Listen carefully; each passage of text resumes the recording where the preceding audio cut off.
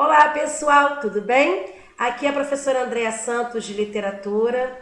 Espero que todos vocês estejam bem, meus amores. E agora nós vamos dar continuidade aos nossos estudos. Exatamente. Vamos começar o livro 3 de literatura, ok? Todo mundo acompanhando comigo, né? Nós vamos estudar o capítulo 8, que vai falar sobre a geração de 22, né? Conhecida como a fase da destruição. Por que fase da destruição? Vamos ver agora, né? A primeira geração de modernista, pessoal, ela foi conhecida, né, como a geração de 22, também era chamada de fase da destruição, né? Geração heróica. Por que fase da destruição? Porque ela teve como objetivo a destruição de todo o academicismo importado da Europa, ok? E também era chamada de heróica. Então essa foi a primeira geração de modernista, que começou em 1922, por isso que nós chamamos de geração de 22, e foi até 1930. E os principais representantes dessa primeira geração, né, são eles: Mário de Andrade, Oswaldo de Andrade, Manuel Bandeira e Antônio de Alcântara Machado. Só que nessa aula, né, do capítulo 8, nós vamos focar somente em dois autores, tá? Em dois autores modernistas, né, dessa primeira geração. Nós vamos focar no autor Mário de Andrade, tá? Mário de Andrade e Oswaldo de Andrade, ok? Mário de Andrade e Oswaldo de Andrade. Só vamos focar nesses dois agora, ok, pessoal? Ficou claro? Bom, aqui eu estou mostrando, né, a foto dos principais representantes para vocês, né? Manuel Bandeira, Mário de Andrade, Alcântara Machado e Oswaldo de Andrade, ok? Bom, então eu vou começar a aula falando, né, um pouco sobre essa geração de 22, né? Essa fase da destruição, né? A geração chamada de heróica, ok? A primeira fase do modernismo, tá? No Brasil, ok? Bom, como foi visto anteriormente, a Semana da Arte Moderna, né?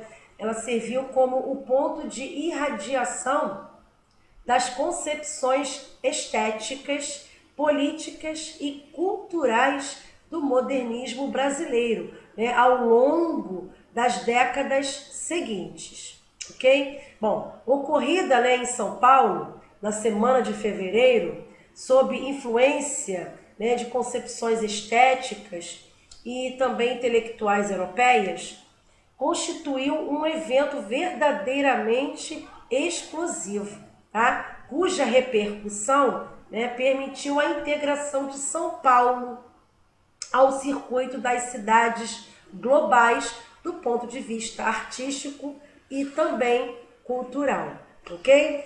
Bom, sendo assim, né, depois da gente fazer essa abordagem, eu quero dizer que, nesse sentido, né, uma das principais preocupações da geração de 22 vinculou-se à problematização da representação literária, né, dada a identidade nacional brasileira.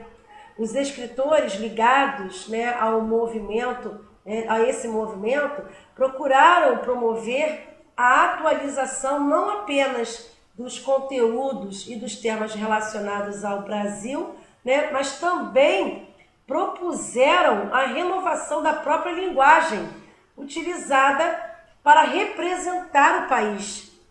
Desse modo, o projeto literário do modernismo, ele envolveu, por um lado, a incorporação de novos assuntos à literatura brasileira, como a mecanização e o progresso dos centros urbanos.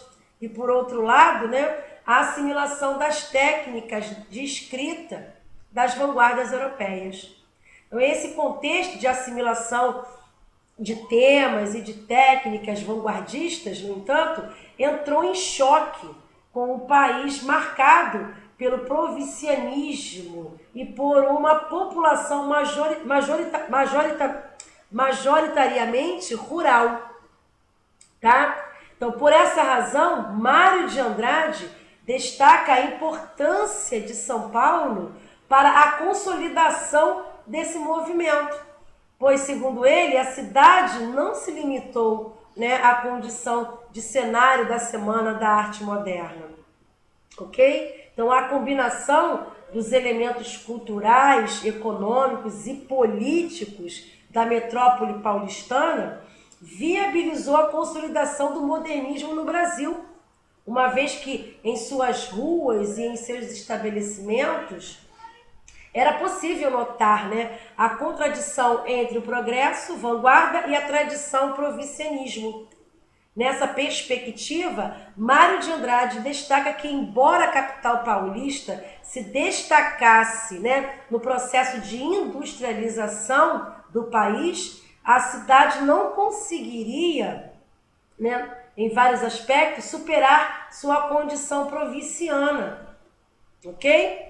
No começo do século 22, né? Apesar da força econômica, né, São Paulo ainda não se desenvolvera no âmbito cultural. Então, em consequência disso, à medida que as ideias de vanguarda, né, aportavam, né, na metrópole, encontravam dura resistência por parte da intelectualidade e do público paulistanos. Em razão disso, muitos dos textos produzidos pela geração de 22, né, falam da cidade de São Paulo não apenas como cenário, mas também como personagem principal, colocando em evidência as suas contradições, né, inerentes. Na obra Macunaíma, por exemplo, né, de Mário de Andrade, a chegada do protagonista à cidade, né, a chegada, né, da cidade marcada por momentos que interpolam, né, o deslumbre e a desorientação, né, com um efeito, a paisagem retratada, né, é tipicamente urbana, ok? E contempla os aspectos da vida moderna com suas contradições, muitas vezes evidenciadas, né, de modo bastante irônico. Então, descreve-se assim uma metrópole cujas ruas não são concebidas para o uso dos próprios habitantes, os quais, além disso, são vitimados pela poluição, né, que é produzida pela maquinaria, né, como os automóveis, por exemplo.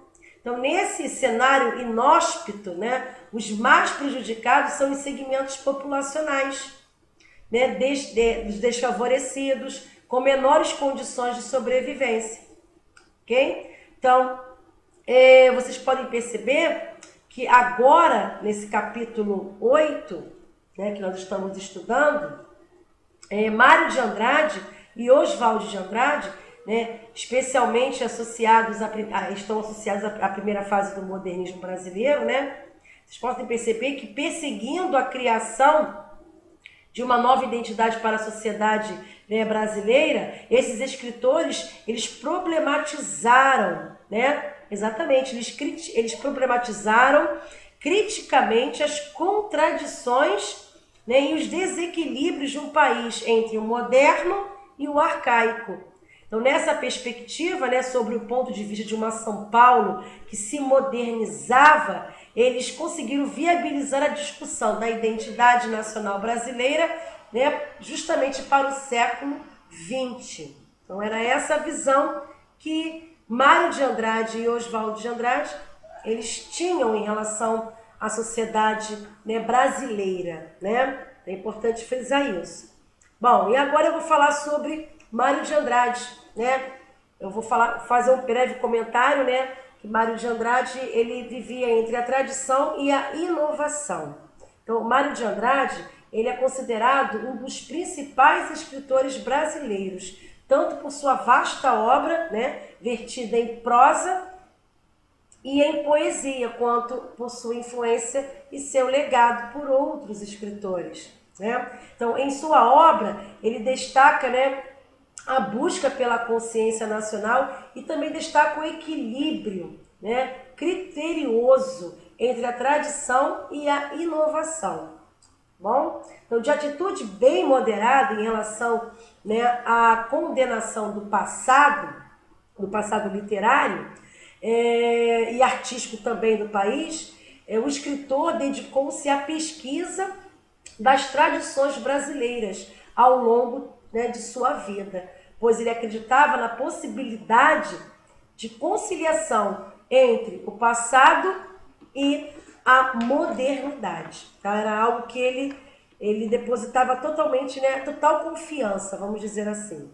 Tá? Então, Mário de Andrade, né, ele conseguiu, né, fazer a sua estreia na poesia em 1917, tá? Por meio da publicação da obra Há uma Gota de Sangue, né, em cada poema, né, cuja recepção não foi de todo negativa, apesar, né, de não ter sido elogiosa, mas em especial por parte da crítica, né, de orientação parnasiana, né? Então, entre 1920 e 1921, ele engajou, né, na composição dos poemas que seriam reunidos em Pauliceia Desvairada, publicado em 1922. Então, tal obra foi um dos marcos do modernismo no Brasil.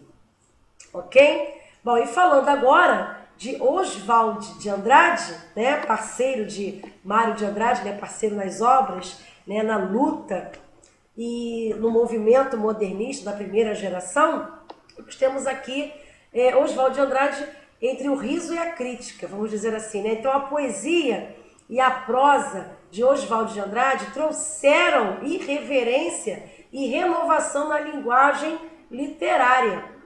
Sua obra destacou-se pelo humor e pela ironia também, tá bom? Bem como pela originalidade, com o uso de neologismos, né? E de uma linguagem coloquial também.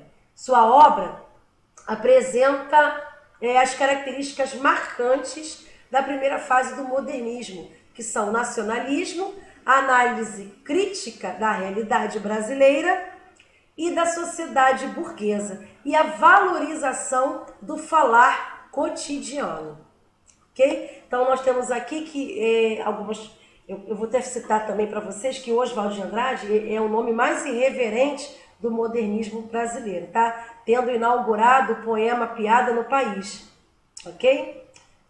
Bom, agora eu vou mostrar algumas obras de Oswald de Andrade, né, que você já conhece, e de Mário de Andrade. Bom, Mário de Andrade, nós temos a obra Macunaíma, esse livro é de Mário de Andrade, e Amar, Verbo Intransitivo. Amar, Verbo Intransitivo, que também é do autor Mário de Andrade. E Oswald de Andrade publicou a obra Memórias Sentimentais de João Miramar, né?